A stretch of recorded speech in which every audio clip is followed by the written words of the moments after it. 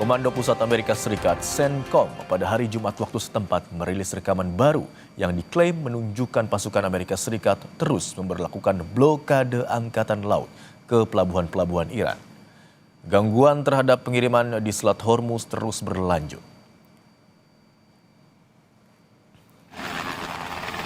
Rekaman menunjukkan pasukan menaiki helikopter dan lepas landas, sementara beberapa kapal berpatroli di perairan.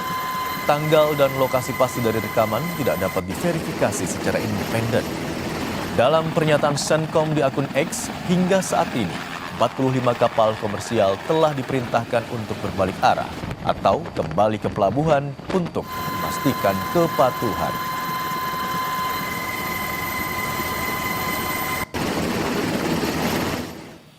Kepada wartawan di Gedung Putih, Presiden Trump mengatakan ada dua pilihannya terkait Iran, yakni menghancurkan mereka dan menghabisi mereka selamanya atau mencoba membuat kesepakatan.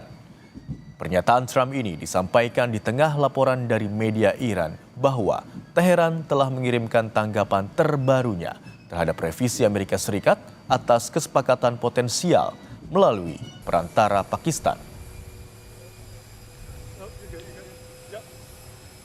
You had the CENTCOM commander come in here yesterday. Was he briefing you on a different approach, options? What kind of options? How would it look different? There are options. I mean, do we want to go and just blast the hell out of him and finish him forever, or do we want to try and make a deal? I mean, those are the options. Do you want to go blast the hell out of him? I'd prefer not.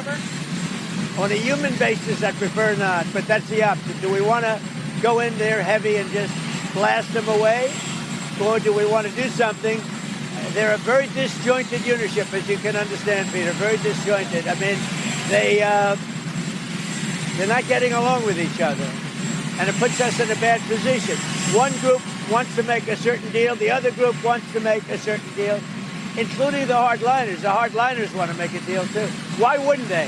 They have no Navy, they have no Air Force, they have no anti-aircraft, they have no nothing. Dalam pernyataan yang dibacakan penyiar berita televisi, pemimpin tertinggi Iran, Ayatollah Mojtaba Khamenei bilang Republik Islam akan melindungi kemampuan nuklir dan rudal Iran sebagai aset nasional. Mojtaba diyakini berusaha mengambil sikap tegas